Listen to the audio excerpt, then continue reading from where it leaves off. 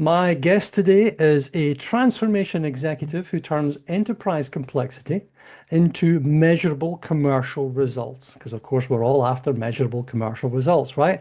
And this gentleman has led more than 400 million of his American dollars in transformation initiatives and built 85 million in new annual revenue through partnerships. And in the same process, recovering millions of revenue at risk. He's a mechanical engineer, which tells you a little bit about how he thinks. He's turned a global platform leader, and now he's spending his time when he's not writing his book, Transformation That Lands. He is now helping leaders make transformation actually land. Welcome to Leadership That Sells. This is a podcast that talks about the real conditions where leadership and sales actually work and where they quietly break down. I talk to founders, chief executives, sales leaders, and operators who've had to make the decisions when all the effort was in there, all the pressure was real, but all the playbooks that they brought with them don't work anymore. And we're finding that more and more these days. We're not here to trade slogans or crazy frameworks. What we're trying to do is look for patterns. What do you do that consistently creates momentum? What gets in the way? And what experienced leaders eventually learn to stop doing. So if you are responsible for results and not just ideas, you're in the right place. Sid Ravilla, thank you very much indeed for joining me. Paul, thank you for having me on the show. Pleasure. Now, across all of the many transformations you've led, 400 million or thereabouts, when does leadership first realize that the strategy is approved, but execution is already failing? Yeah, Paul, that's an excellent question. As you said, most transformations don't fail at strategy. I strongly believe they fail at the ownership. The cracks show when you try to apply a slow scale leadership to a high scale execution. Unpack that. More often than not, the first crack appears right after approval, when the next uncomfortable decision doesn't have a clearly named owner. It fails. Risk quietly moves into committees, forums, dashboards, infamous green dashboards, right? Or they call it the system. Yes. Everything looks aligned, but accountability has already gone. So that's when I feel the moment transformation failed and became a risk. So what do you then do when you're looking at these fabulous dashboards? Everything's going green, or all the arrows are going up. What are the weak signals then that are going to shout? Your dashboard says it's fine, it's day two. Okay, it's day two or whatever it is. What is it you should be listening for? Dashboards, typically shows a lot of KPIs and the metrics that track progress. But what the dashboard misses is the impact. Mm-hmm. As a leader, you need to apply the judgment. Why is the dashboard green? Most of the time, when you're a C-level executive, you don't walk into a conference room with a red dashboard, right? Everybody wants to please their leaders. Everybody wants to show that they are making an impact or a change. So most times it's a green dashboard. That's when leaders need to use their judgment and ask, why is it too green? What did we do to get here? Did we make any compromises? Did we make any scope decisions, right? Did we change the budget, the timeline, so on and so forth? You got to understand and peel those, layers of onion so that you understand why the metrics tracking the progress in a certain way. They may not be all green, Paul, that's great. You can still apply the same judgment, right? You need to understand who is behind each decision. That's important. So what can we do differently is what you basically wanted to find out. Better decisions, fewer priorities, and less complexity. Clarity is key. You need to bring clarity on who makes the decision, bring clarity on the vision. That resolves half your problems. I think there's a lovely thing that it might be SpaceX or one of the Elon Musk businesses. And he says that everything they do, every piece of material they build, everything they do has somebody's name on it. Yep. Everything has somebody's name on it. There's no, it was made by Bob. And Bob owns this, and it's Bob's arse that's on the line if it breaks.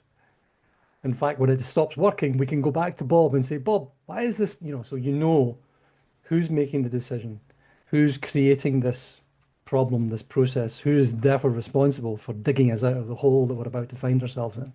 Yeah. If you apply Paul Elon Musk thinking, there is a concept called the resignation test. If something fails at scale, huge transformation, not like it's simple things. If you invested 20 million, 30 million, 100 million, and if something fails at scale, who's going to be responsible for this failure and who is going to get fired? The ownership truly lies. That's when you know there is a clear ownership. That's There you go. extreme, but that's the uh, you know important point here is that you need to have ownership assigned to every major activity. I'm smiling here. You can't see me smiling in the podcast. You should watch the video. It's much better. Sid's a very handsome guy. You should come and watch us. Um, I'm smiling here because you're saying it's a bit radical. It's a bit extreme, knowing who's going to get fired if something goes wrong. Dare I say that? No, it's not. It's not. Yeah, It's really not. It's if you screw up, it's your fault, right? Now, this is just ownership, it's personal responsibility. And in any organization, in any business, unless you've got somebody who's responsible for something, how does yeah, anything work? And yet, with my experience and with your experience, we know that this is simply not the case. Stuff correct. just happens. Transformation, any projects just go ahead. If you're lucky, there's a project plan of some description with people's names against it. But are they actually the owners, or are they the executors, or are they the what is this? The standbys, yeah. Yeah. And I was talking to one of the CEOs actually yesterday, Monday, a day before yesterday, and they're starting a new transformation project. They want to be an AI ready IT services partner. So I told them first, you align your leadership behavior before you launch a transformation. Don't do it the other way around. You launch it, now let's go find the leaders. That's always, working backwards. You got to align your leadership behavior before launching transformations. Mhm. Yeah. If you and that's almost like a fundamental, isn't it? If you're not all Yep, working in the same way, there's no way you can possibly work to the same goals, right? And I think people correct. tend to get that the other way around. Well, we've got our goals, we're going to start working towards them. Yeah, mate, but you're an electrical engineer and I'm a linguist. We think differently, Mm, okay? We behave differently. We don't have the same ways of understanding the universe. correct. That's an interesting insight. And that's where the clarity comes in, and uh, clarity in who makes the decisions, clarity in n number of things, and that's what sticks. Yeah. So you're surfacing, you're going beyond the dashboard. That's the second version of your book, Beyond the Dashboard. Okay. Correct. I just trademarked that for you, so you can have that one. I'll look forward to Thank reading you. it. When you are then trying to scale across functions, and I think this is where the larger organizations have particular challenges. You've got multivariant projects and owners and egos and empires. You talk about where transformation fails just after it's been approved, okay? What would you say are the operating disciplines? What are the things that you simply need to do to make it work, to make change work? I mean, I have a handful of things, Paul, but knowing your audience, the leadership team here, I can identify three or maybe four. Okay, the first and foremost thing is reduce priorities to the few that you truly matters. Okay, and we talked about this clarity, who makes which decisions, and stick to it. The next biggest hurdle that people look up to leadership team is remove the complexity before adding anything new. Say no more often and explain why. We don't do that. Everything is important. Everything is urgent. And my famous thing to do differently is make decisions with half the data. Don't wait for you know Okay. tons of data. In early 2000s, I mean, you remember this, Paul. There's a concept called data driven decision. It's Yep. a fantastic concept, right? In the world where we don't have enough data and there's a chaos of, figuring out what to do, how to make a decision, the data-driven decision was a blessing in disguise. So everybody went after data. But now, if you fast forward 20 years, now in this age of Paralyzed. AI, We're paralyzed. data is everywhere. There's Yeah. too much data, right? You're right, absolutely right. That's the right term. We are paralyzed with too much data. So you got to use your judgment, and you got to apply, to figure out where your judgment to figure out where and which data points to use. And even if you don't have all the data points, even still you feel like there's a vacuum. That's okay. You make those decisions. People learn more in a messy situation than with a perfect plan.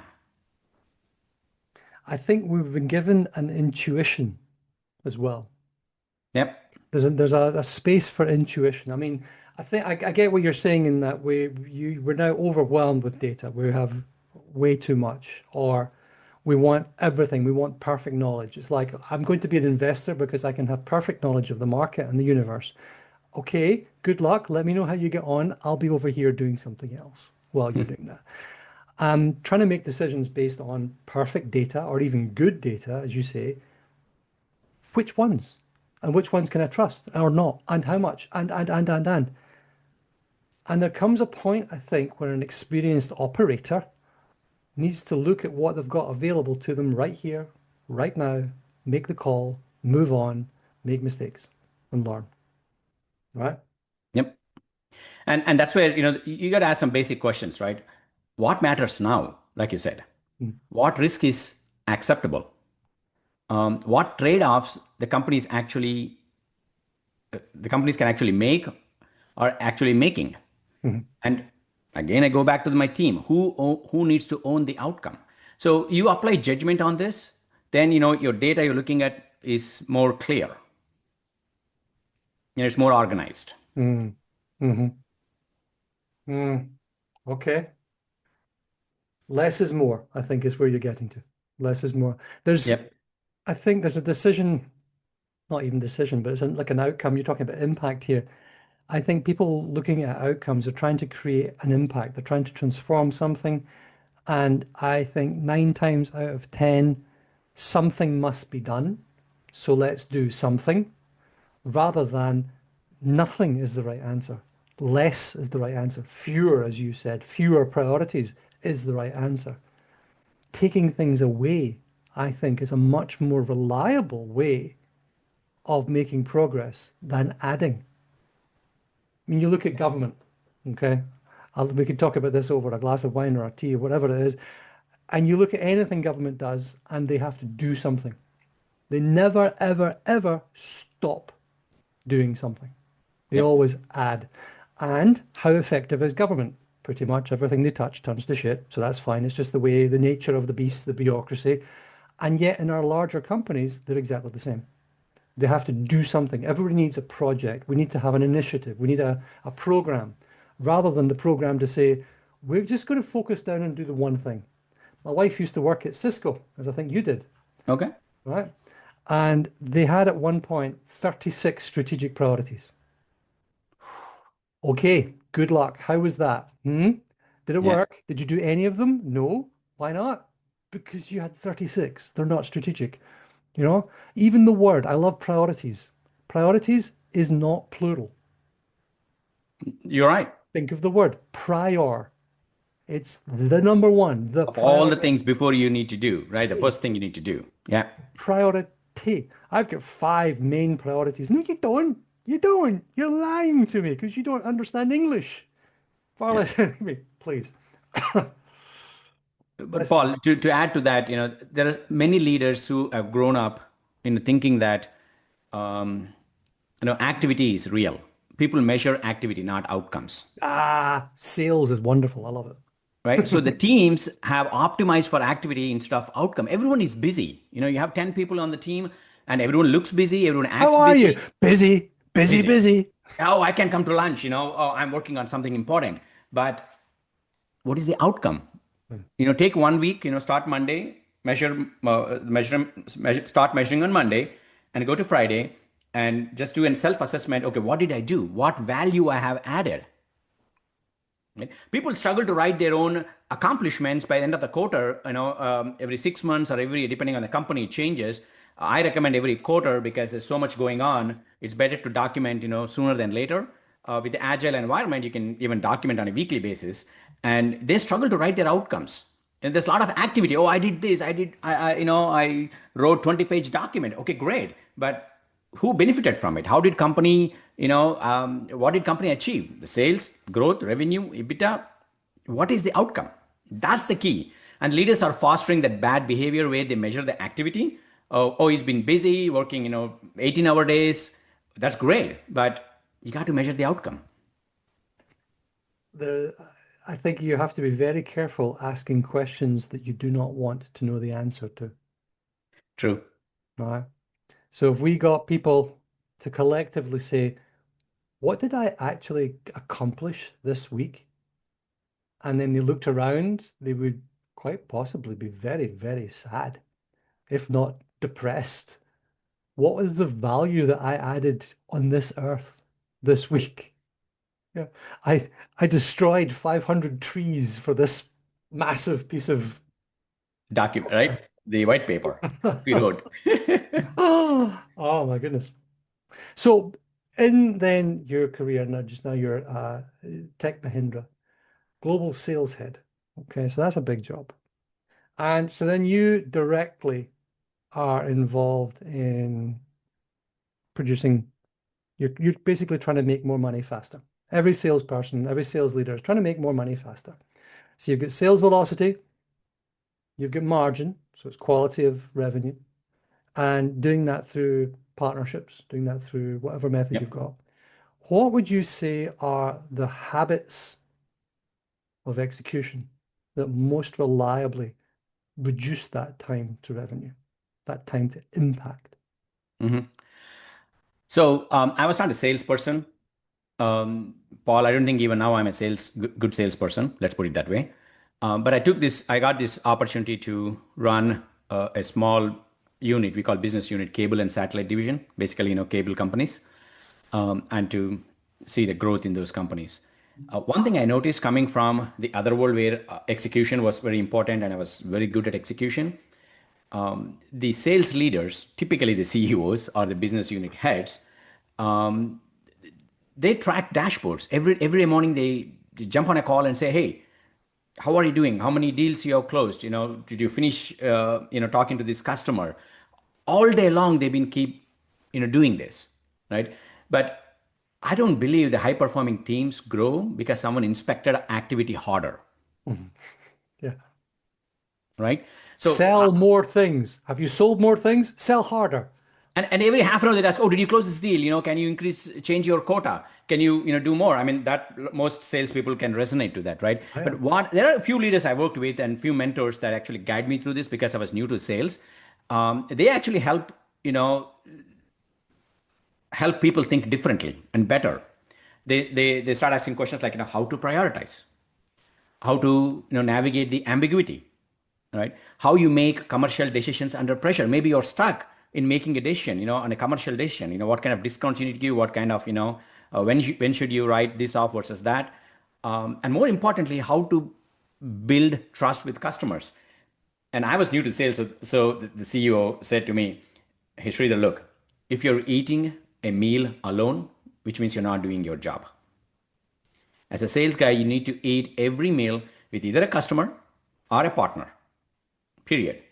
Maybe extreme, but you get the gist of it, right? Mm. So you got to be out there talking to your partners, talking to your customers, understanding what their priorities are, breaking down the ambiguity, in the decision making. Most customers cannot make decision because they're so confused, and you as a sales leader need to bring that out of the customers.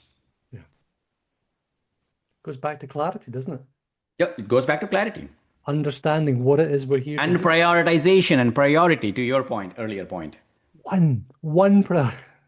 One What is the priority. one thing that's Yeah. going to move the needle? What's the one thing that you're working on? And if it's not my thing, you're not going to buy from me. I know that. Yep. You know? Oh, I like that. Okay. So you're reducing, we're trying to get time to impact. We're trying to get things to happen faster. Okay. when you think then, because you're doing this through building partnerships, you're having a lot of dinner out, you look like a slim guy. You don't look like you've been eating that much. You must be eating Maybe the drinking. fish. Maybe This is drinking, I guess. there we go, there we go. Have the vegetables and the fish. No, you leave the bread and the steak to the other side. What is it then you think when you're building partnerships with these larger organizations as you are, when you when you dig in and you're trying to understand how these large organizations work, is there some sort of is there a particular governance structure or a way that they work that make these partnerships commercially productive rather than politically slow? Because I always think it's really easy to find a partner. It's very hard to make them profitable, True. make them effective. What's the Yeah. thing? I mean, the word partner itself says that you need to go with an open mind. Mm, Earlier in the leadership, Paul, I used to think that I need to have all the answers to do mm, my job. Okay, I was so bent over on knowing every possible thing about their company, about my products, you know, everything. But over time, I realized the real job is creating clarity, confidence, and ownership. If you go with that mindset to the partner, things will happen. mm, And that's my governing principle is, okay, I'm reaching out to the partner. I'm not going with a solution. Okay, I'm not going with the problem. I'm going to just discuss, understand the joint problems, understand the clarity around it, and have confidence and ownership by the time you walk away from the conversation. You'll quickly learn that one leader cannot scale execution or the sale alone with your customers. You got to do it jointly with a partner. mm. So keep that open mind, bring clarity to your conversation, and you don't need to have all the answers. They may have the answers. Everybody has grown in a different environment. They are tested, time tested differently. So they do have different challenges and problems they have solved in different ways. So you just need to embrace that. Yeah, I like that. Can I ask you then, because you're working in some large scale companies here, and I've found that when you hit a certain size, that there's some cultural challenges you have, and things break when your ability to execute exceeds your ability to lead. So, what is it that breaks culturally first when your execution capacity gets larger faster than your ability to lead or your systems to lead? Okay, let me think here on how to position the answer. Mm, I think the constraint changes behavior fast. Let's make that clear. When capital is cheap yep, and growth is easy, companies tolerate inefficiency because yep, momentum hides it. And you're exactly. growing fast, you don't really care how your expenses are, what you're doing. They have more tolerance for everything you do, for every misstep, misguide, and broken process, broken customer experience. They do have that. But when pressure hits, every decision suddenly becomes about sequencing, trade-offs, survival, right? Same thing applies when you grow from 50 to 500. Suddenly you are in a growth path and you're confused about your priority. There's so much of activity going on, you're confused about your priorities. It Everything is important, and that's where they struggle. So it's very important that we go back to this, right? Partnerships become more strategic. Speed matters more than perfection. In some cases it's okay, you're growing fast, so you just go deliver than delivering it perfectly. I mean, there are always consequences factor, ethical factor when you're using AI. Don't allow AI to make all decisions on your behalf if the Please. consequences Mm. are there, because AI do not take ownership or be responsible for the consequences. You are as a leader, and make sure your accountability gets sharper. So these are some of the things that changes when you scale. Okay. Okay. I can see that. Is there, do you think,